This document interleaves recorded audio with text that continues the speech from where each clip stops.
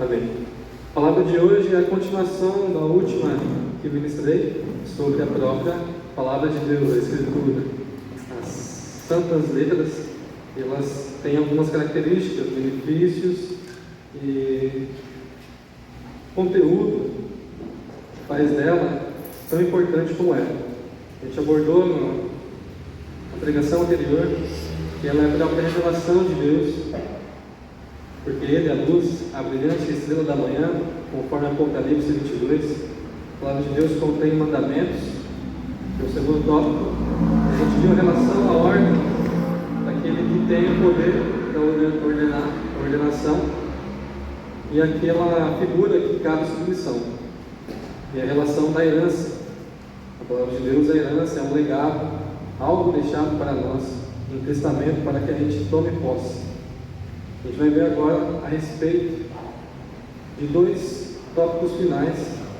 Um deles é que a palavra de Deus possui conhecimento, que elucida, traz luz, traz esse conhecimento que envolve todo o ambiente de forma que expulsa tudo aquilo que é obscuro, tudo aquilo que está confuso.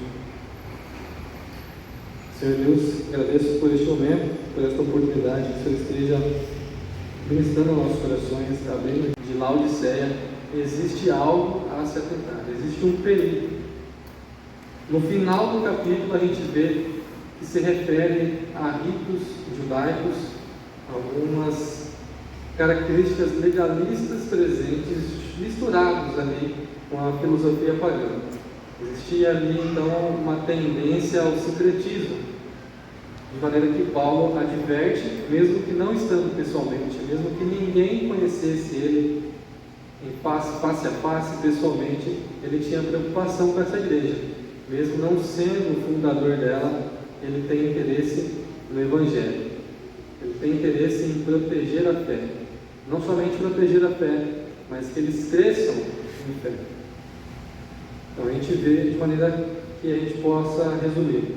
Esqueça os ritos judaicos, esqueça a filosofia pagã, esqueça toda essa inteligência mundana e se concentre na centralidade do Evangelho, se concentre em Cristo Jesus. Jesus, portanto, é a sublimidade do céu, é algo que a gente tem de mais precioso. Jesus é todo esse tesouro e nele a gente tem toda a sabedoria e todo o conhecimento. Então, qual o propósito, qual a importância da gente ter e abraçar todos os tesouros da sabedoria, do conhecimento e do discernimento de Deus, a saber, Cristo Jesus? Quais são os benefícios?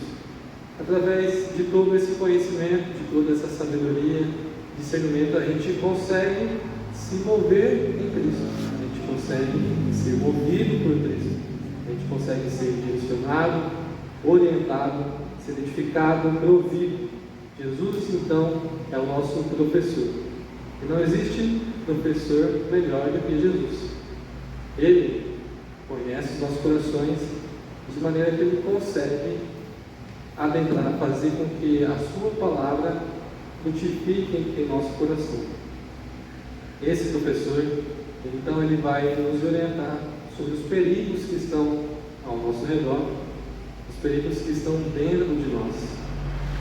Então, a gente percebe que a palavra de Deus, literalmente, é uma palavra, assim como dita no primeiro tópico, a revelação direta de Deus, é uma palavra inspirada.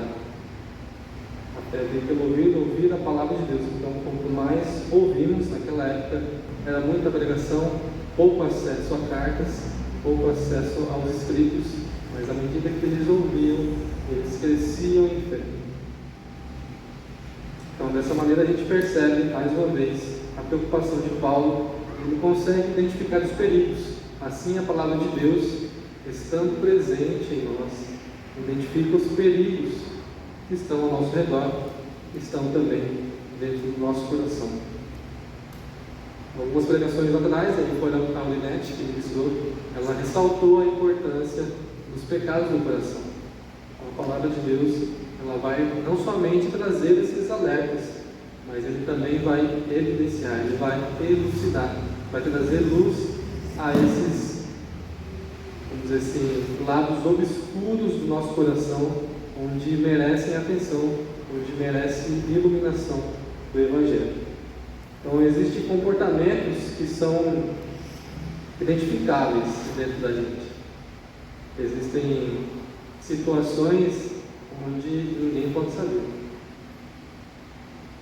Situações onde que a gente quer esconder a todo custo. Mas quando chega a luz, todo esse comportamento, que a gente pode fazer uma referência a uma barata, ela é fotossensível.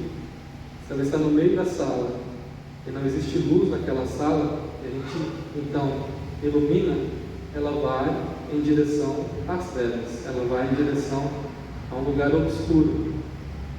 Também esses comportamentos são identificáveis pela palavra de Deus.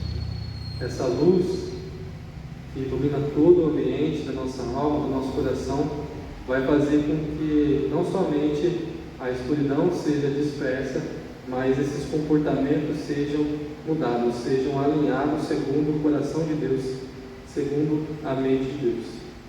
Um exemplo também que a gente pode mencionar é dos bancários. Os bancários, eles lidam com dinheiro, cédulas, papel moeda.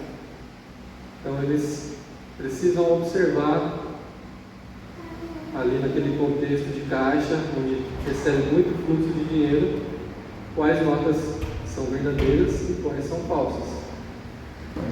E à medida que o tempo passa, ele vai ganhando experiência, ele não precisa estudar as notas falsas. Imagina se o bancário se concentrasse em estudar todas as notas falsas do mercado. Seria um esforço muito grande, mas ele se concentra apenas na verdadeira. É pelo contato constante, íntimo, com a nota verdadeira, e ao passar uma nota a nota, pelo toque já, pela sua experiência, ele percebe que a nota passada ali não é a verdadeira, é a falsa. Assim também deve ser o nosso relacionamento com a palavra de Deus. A gente precisa estar em constante relacionamento com Deus, com a sua palavra, a ponto de que esses perigos e tudo que vier passar pelos nossos olhos, pelos nossos ouvidos, pelos nossos sentidos, sejam identificáveis. Tudo que passar dessa maneira, a gente pode discernir esses tesouros de conhecimento, de sabedoria e entendimento, para filtrar aquilo que é de Deus e aquilo que não é. Então, mais uma vez, Paulo identifica e destaca a centralidade na pessoa de Cristo. É através de Cristo, o mistério de Deus, que está contido todos esses tesouros ocultos da sabedoria, do entendimento, do discernimento. Outro texto que a gente consegue identificar uma preocupação de Paulo é 1 Timóteo 4, versículo 12. Ninguém menospreze o fato de seres jovem, mas procura ser exemplo para os fiéis, na palavra, no comportamento, no amor, na fé e na pureza. Procure ser exemplo, procure ser uma marca, uma imagem, um modelo. São 5 características de exemplo para os fiéis, na palavra, comportamento, amor, fé e pureza. A primeira palavra aqui, é a própria palavra de Deus, não está à toa. Ela é uma característica base na vida do cristão. Ela vai ser a qualidade base das outras. É através da palavra que a gente consegue ter um comportamento adequado diante dos perigos. É através da palavra que a gente conhece o verdadeiro amor. E aqui a palavra do grego do amor é ágape, o amor sacrificial. Então, através da palavra que a gente consegue servir com amor a Deus e servir com amor aos irmãos. Através da palavra, a gente consegue extrair da própria Escritura a fé genuína. Mais uma vez, a fé pelo ouvir e ouvir a palavra de Deus. E através da palavra também a gente consegue ter uma pureza, uma vida de santidade, pela presença do nome de Jesus e pelo seu sangue remidor em nossas vidas. Então, em constante contato com a palavra, a gente consegue ter um comportamento adequado, um amor que está condizente com o amor de Deus uma fé extraída da própria palavra e uma vida de santidade, uma vida de pureza. Versículo seguinte, 1 Timóteo 4,13: enquanto aguardas a minha chegada, aplica-te à leitura, à exortação e ao ensino. Foi dada uma orientação: até que Paulo volte, Timóteo precisava ler, estudar, meditar, aplicar a leitura diária. E a pergunta para os irmãos é: qual é o seu tempo de leitura da palavra de Deus? Você aceita ser exortado? Você aceita ser ensinado? E mais uma vez, mais uma pergunta: enquanto Cristo não vem, você tem se aplicado à leitura? Tem se aplicado ao ensino? Tem se aplicado à exortação presente dentro da palavra?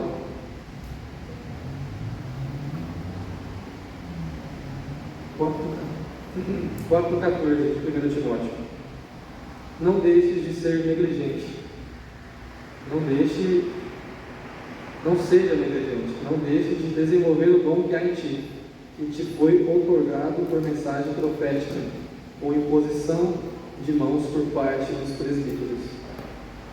É a palavra de Deus que vai instruir a sua vocação, o seu dom ministerial.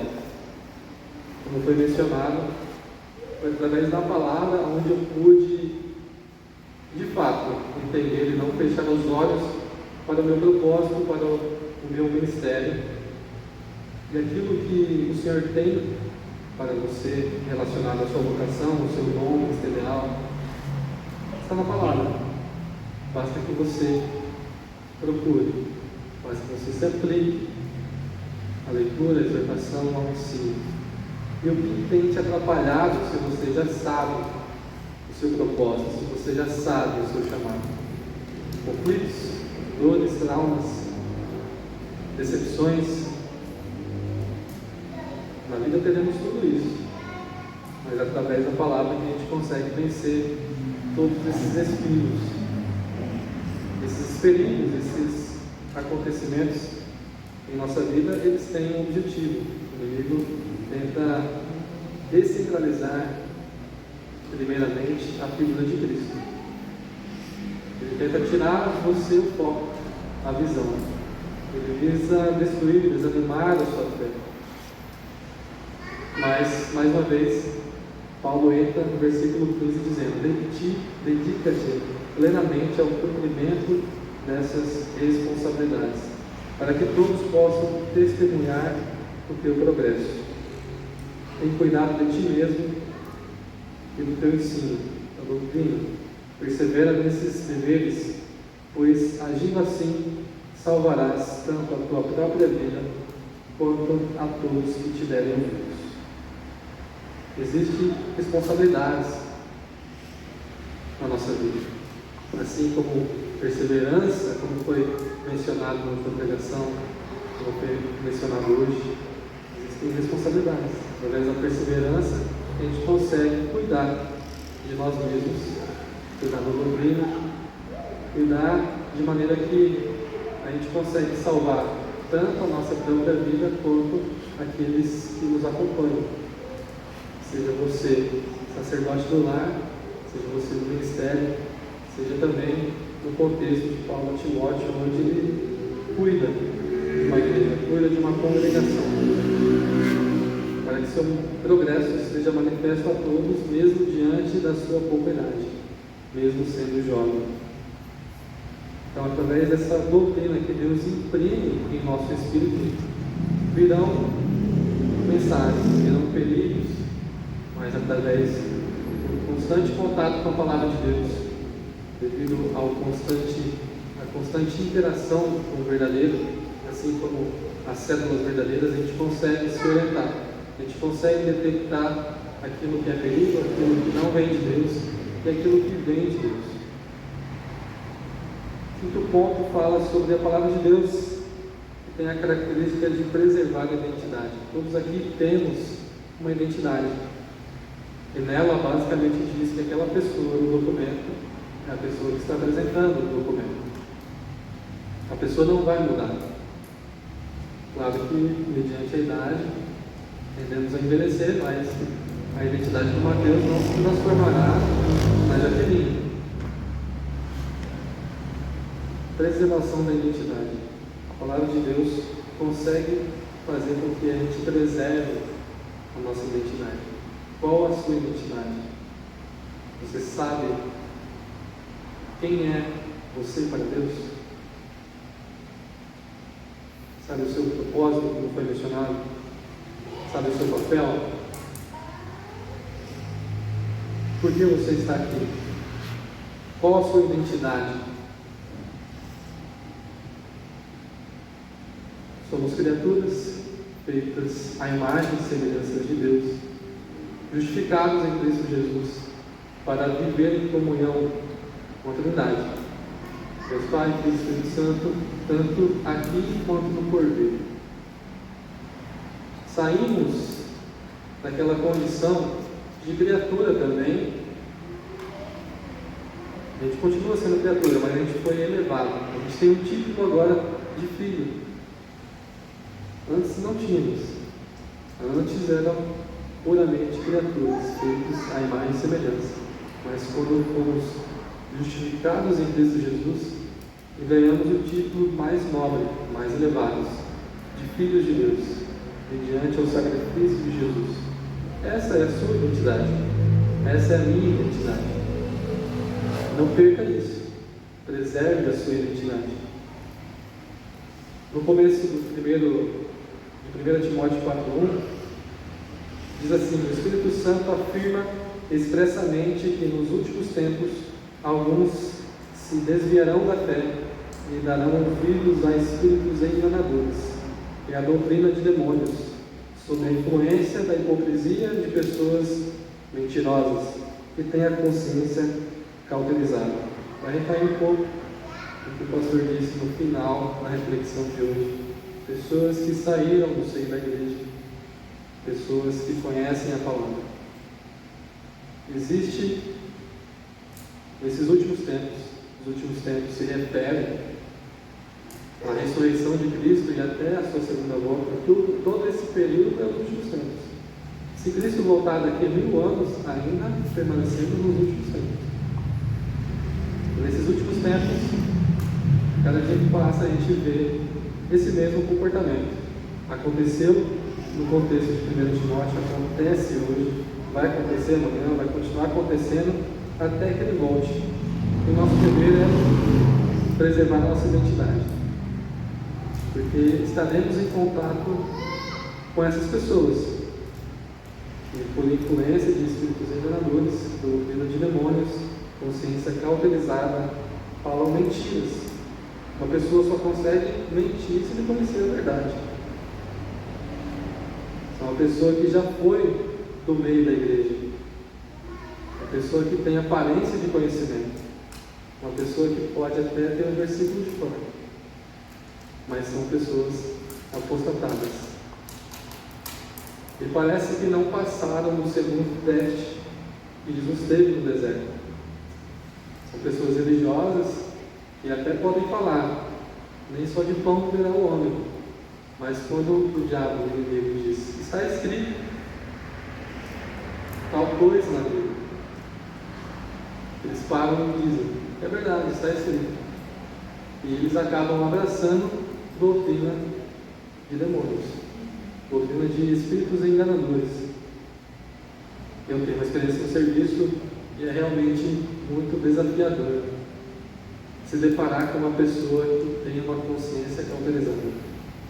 É uma pessoa em que você tenta ensinar, ela te agradece pelo ensino, parece que tudo se resolveu, mas passa uma semana e ela volta ao estágio zero. Lá no meu serviço é semana a semana, eu vou a cada 2 dias, saí hoje, volto só na semana que vem. E parece que volta.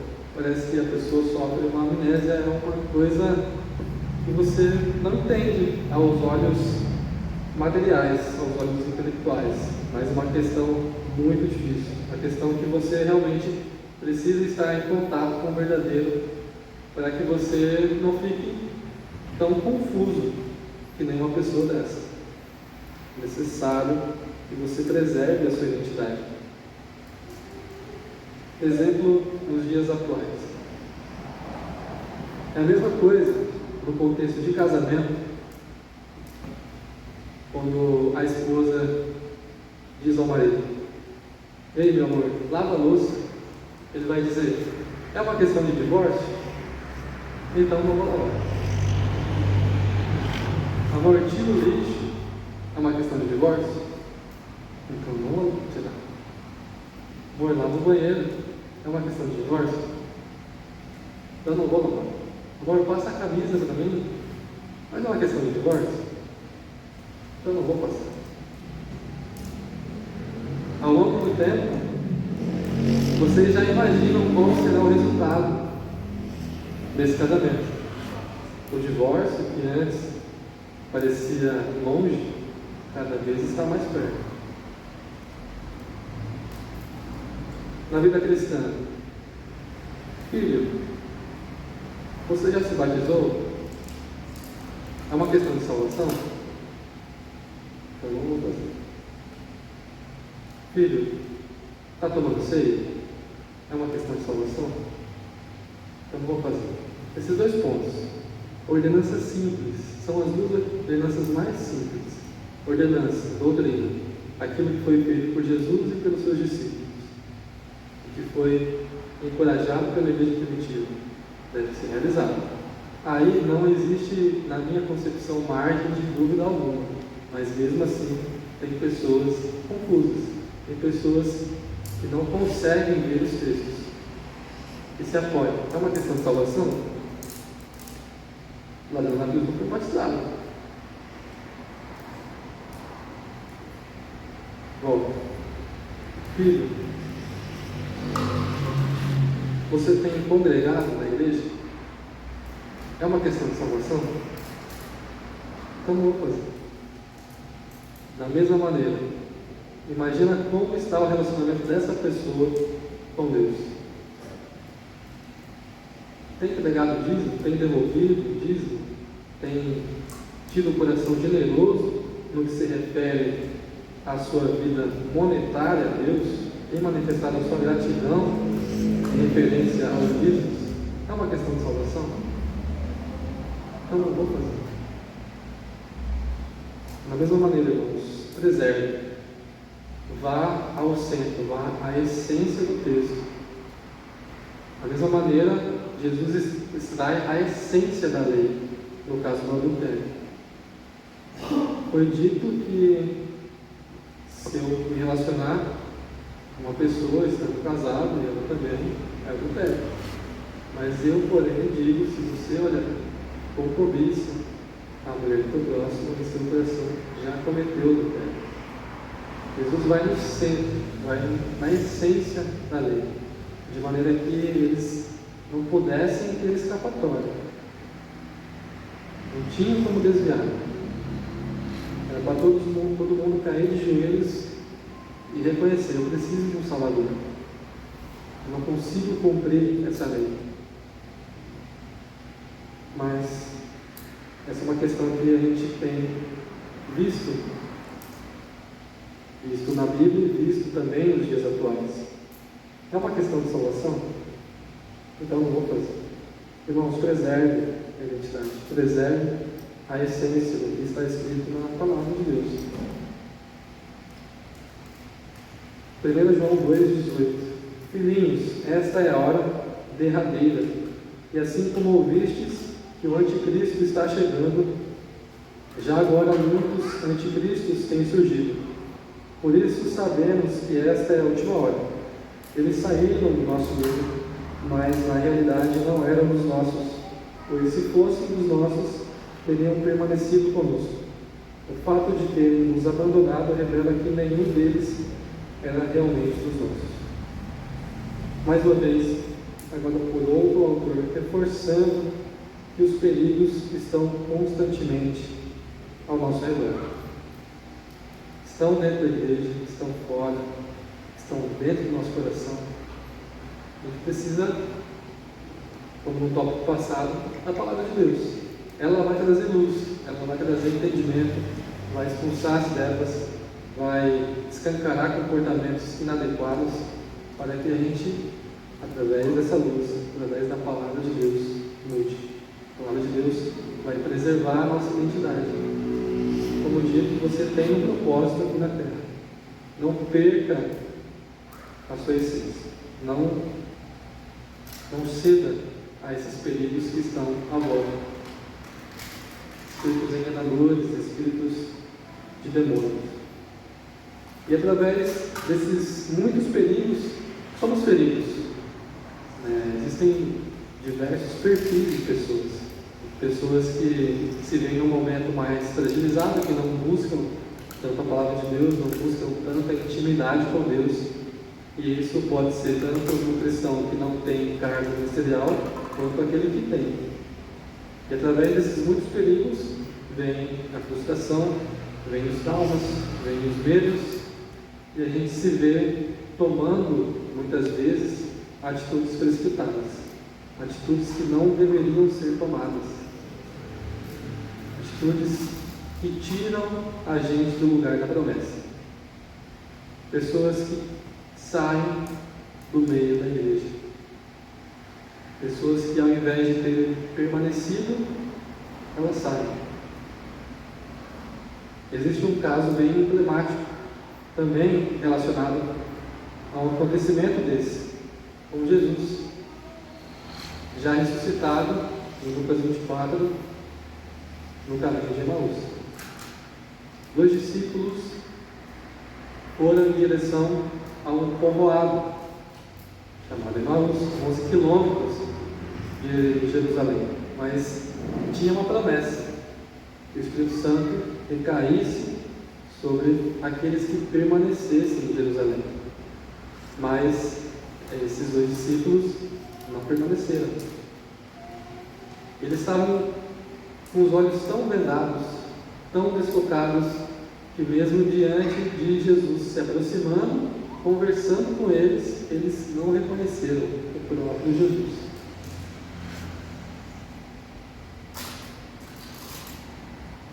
Emaús não era a cidade da promessa, de esperança. Era uma cidade contrária à palavra de Jesus. A palavra de Deus. Se você está ferido hoje na igreja, perceba, não saia do meio da igreja. O lugar de promessa está dentro da igreja. Assim como foi nos tempos de Noé, o lugar de salvação não era fora da arca, era dentro da arca. Quem preserva a sua identidade não perde a visão, não fica com a visão desfocada, não perde a sensibilidade de ouvir a voz do próprio Jesus. Lucas 24:17. Então Jesus lhes questionou: o que vos preocupa e sobre o que ides discutindo durante a vossa jornada? E eles pararam entristecidos. Quantos líderes estão discutindo no caminho sobre coisas que já aconteceram, estão desesperançados, e quantos estão parados, entristecidos dentro da igreja?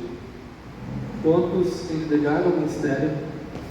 Quantos pastores fecharam igrejas? Quantas pessoas estão simplesmente paradas? Outras simplesmente entristecidas? Outras que estão estacionadas? Você é uma pessoa dessa? Entristecida? Estacionada? Uma pessoa que perdeu a visão, está desfocada? Uma pessoa que coloca a esperança no passado? Lucas 24:21. Eles dizendo: nós acreditávamos que ele fosse quem havia de trazer total redenção a Israel. Mas hoje é o 3º dia desde que tudo isso aconteceu. É tempo da gente parar de colocar a esperança no passado, daqueles que vivem essa realidade, e se encher de otimismo, de esperança, voltar a acreditar. voltar a crer. Existe uma leve diferença e muito significativa entre acreditar e crer. Acreditar se refere naquilo que é circunstancial. Eu acredito até que as grandes circunstâncias não venham. Eu consigo acreditar até o ponto de não afundar no mar. O crer já é um nível mais além, mais elevado. Eu consigo crer em Deus, independente das circunstâncias. A gente vê muitos textos relacionados no crer em Jesus. João 3,16 é um deles. Porque Deus amou o mundo de tal maneira que deu o seu Filho unigênito para que todo aquele que nele crê. Não aquele que acredita, mas aquele que crê. Não pereça, mas tenha a vida eterna. Muitas vezes a gente está no estágio inicial. A gente acredita ainda que é a palavra de Deus. Mas você crê que é a palavra de Deus? A gente vê constantemente os casos dos discípulos, que eles não criam, mas acreditavam. Quando chegavam as circunstâncias, vacilavam. Eles não criam de todo o coração. Então não fique tão triste se você não tem uma fé capaz de crer hoje. Mas também não fique estacionado. Não fique parado. Trabalhe essa fé. Persevere, para que você cresça de fé em fé. Então, vista hoje essa sandália de ensino. Tenha um coração ensinável. Aplique-te à leitura da palavra, ao ensino e à exortação. Assim como a palavra de Paulo a Timóteo, e até que ele venha a saber Cristo Jesus, até que ele venha, que você possa também fazer essas responsabilidades. Aplica-te a palavra, aplica-te a leitura, a exortação, ao ensino. A palavra de Deus, como a gente viu nesses dois tópicos, ela não apenas elucida, ela não apenas traz luz a lados obscuros em nosso coração, mas ela denuncia comportamentos e faz com que a gente reconheça que existe dentro de nós um coração que ainda não está em conformidade com o coração de Deus. Qual é o instrumento de mudança? A própria palavra de Deus.